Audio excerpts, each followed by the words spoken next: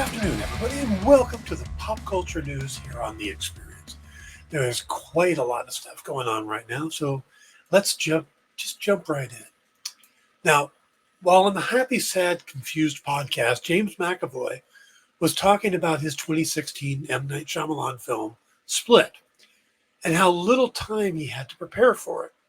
It turns out that he had only boarded the project after Joaquin Phoenix left the production with just 2 weeks to go before filming began. Now, McAvoy said, sometimes coming in last minute is the best way. I think he ditched in 2 weeks before they started shooting. It was really last minute. I had 2 weeks. The script was well put together, so a lot of it was pretty clear what I wanted to do straight away. There were a couple of characters that took a little bit to figure out. Patricia came real quick. Dennis came real quick. Hedwig, it took a little while longer. It wasn't until the read-through for the table read, which I was really nervous for. I'm sitting there like, God, I've got to do all these 15 characters and be judged by everybody in the room, including Universal Studios executives, including Jason Blum. And I haven't even found some of these characters. Now, it just came on really quick. This story was brought up because Phoenix stormed off a recent set of the Todd Haynes film in July with just 5 days to go before production was to begin. This was a gay romance that was co-starring Danny Ramirez, and that's now completely stopped production. Now, McAvoy added about Phoenix, he said, he's an amazing actor. I think he'd give a very different performance to the one I did, but I think he'd give an incredible performance. So, not the first time that Joaquin Phoenix has just walked away from a film before it could get started. All right, moving on. This fall, Zachary Quinto is returning to television in a new series called Brilliant Mind. Now, this is inspired by the true life Dr. Oliver Sacks, the late neurologist and writer who was also the inspiration for the character played by Robin Williams in the film Awakenings. Now, Quinto, who got his start on television with the series Heroes, really kind of rose to fame, a little higher at least, when he took on the role of Spock in the J.J. Abrams reboots of Star Trek. Now, in those films, Quinto was part of the Kelvin timeline, but they also had Leonard Nimoy playing Spock from the Prime timeline.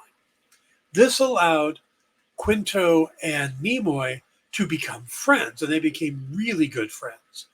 Now, he said, the relationship that I shared with Leonard Nimoy still has reverberations to this day. As a result of Leonard, I became very, very close with his wife, Susan.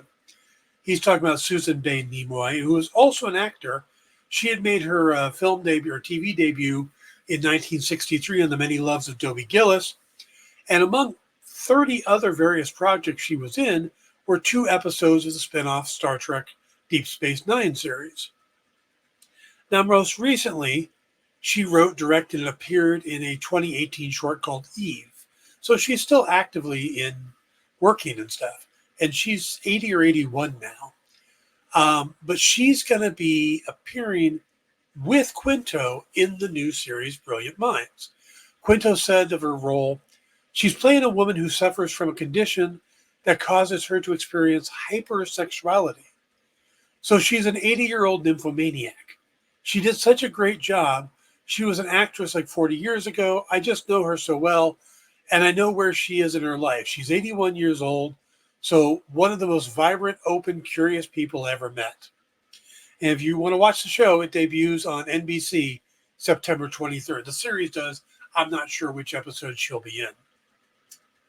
All right, let's talk about DC. Now, if you're confused at exactly what is happening with DC Studios, you're not alone. As of right now, the Creature Commandos animated series will be released on December 5th. And this is supposed to mark the beginning or the start of James Gunn, Peter Safran's era at DC. This is what they call the Gods and Monster first chapter. So this should be really simple, and everything before this should be put aside, or, and then everything new going forward. The next property after that is Superman, which will be released in July, and that's Gunn's written and directed. And that's moved into post-production already. Gunn has moved on to the next project, Peacemaker Season 2, and that's where the confusion starts. Now, John Cena is returning as Peacemaker, a role he played in both previous seasons and The Suicide Squad, which was directed by by James Gunn. Those have to be part of the new DC Studios, right? Well, that's unclear. And Viola Davis, who played Amanda Waller in both The Suicide Squad from Gunn and showed up in Peacemaker, well, she was in Black Adam. She was in the first Suicide Squad. So do those tie in? And Henry Cavill was in Black Adam. So is that part of it? Does that make the Zack Snyder's Justice League part of continuity? Now, Gunn will go on social media and debunk rumors or make it very clear that no DC studio project will go into production until the script is complete because he's stressing quality. But he hasn't explained how the new continuity work. He's even came out this past weekend at talking about Harcourt appearing in the post-credit scene in Shazam, saying, well, that's not canon either. But that's a character in Peacemaker. And he's like, I have no idea how Harcourt would have anything to do with the Justice Society, which they talk about. So it's like he's drawing this fine line, but he's using a bunch of characters who have already existed. So it doesn't make a lot of sense. Now, DC Comics, of course, did a line-wide reboot a few times. And no one would have a problem with that's happening again, but there hasn't been a specific crisis point, which is what they love to call them. Unless you're counting whatever the ending of The Flash was. But again, they're not pointing at that saying, okay, that reset everything. They're just kind of going, we're going to move forward from here. Forget that other stuff. But it's like, it's the same actors as the same characters. This is all really confusing. And I think Gunn needs to come out and give specifics about it. All right, moving on. One of the big mysteries for the upcoming Agatha All Along series is the identity of Joe Locke. And this is possible spoilers. So if you want to skip a little bit on this and then come back, it's not a bad idea. I'll wave my hand when I'm done with this.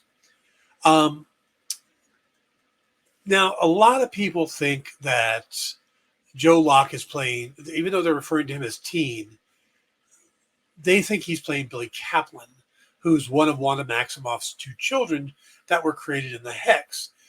Billy in the comics grows up to be a hero named Wiccan, while Tommy grows up to be Speed, but we're focusing on Billy here. Now, in the trailer, Marvel goes, or maybe it's in the story, but goes out of their way to make sure that we don't see what his name is, to the point of even putting a magical spell over his mouth to prevent us from even being able to read his lips. But there's a report now from the Direct saying that if you go to Disney Plus and watch the trailer with subtitles on, it still refers to him as Teen. So when he speaks, it's Teen, and then what he says. Unless you change the language of choice. The non-English subtitles list him as Billy whenever he speaks. If this is the Billy we met in WandaVision now, even more further grown up, because he grew up quite a bit in the WandaVision, then it opens up a lot of questions like, what's he wanting from the Witch's Road? And where's his brother Tommy? Oh, and how is he even alive since he was just a creation of the Hex? There's still a lot of other mysteries for the show to reveal, even if we do know it's Billy. So, okay, spoiler over. All right, let's get back to Tim Blake Nelson is returning to the MCU after 16 years to reprise his role as Samuel Stearns, a.k.a. the Leader, a classic villain from the Incredible Hulk comics. Now, Nelson appeared as Stearns in the 2008 film opposite Ed Norton and Liv Tyler, and wasn't sure he would ever get back to pick up where he left off. I mean, because we see him on the ground, he gets some of the blood into the open wound, and he starts to morph a little bit, and that's it. Well, he told The Hollywood Reporter, being brought back into the MCU by Kevin Feige and Nate Moore and Kiana Davidson to be a villain alongside Giancarlo Esposito against Anthony Mackie has been a great honor. It's been a real intense adventure. I was heartbroken when it seemed I wasn't going to be able to come back as the leader. But now I'm glad it took 16 years because it made the character more interesting. And I've gotten to do a lot of other great stuff during those 16 years that maybe I wouldn't have come my way if I had played the lead villain character in the Hulk 2 years after the Ed Norton's Hulk.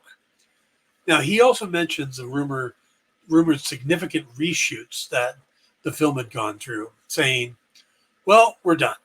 I've shot it twice because I did it originally a year ago. And then we came back and redid a lot of it at the beginning of this summer. Now, we'll finally see Nelson return and just how the Hulk blood affects him in February with the release of Captain America: Brave New World. And finally, interesting story. Were you surprised to see Null, the Eldritch god of darkness that created the alien symbiotes in Marvel Universe, as the main villain in Venom: The Last Dance trailer? You weren't the only one. So were Donny Cates and Ryan Stegman, the writer and artist who created the character for the comics. Now, Stegman was the first to tweet out saying, yes, I did co-create Null. No, I didn't know until today that he was going to be in the film. Yes, I do expect to finally be able to afford that lazy river moat around my house. I love that idea that he'd put a moat in. While Cates took a simpler approach, posting an image of the word money done in the logo font of the film and a simple message, LOL.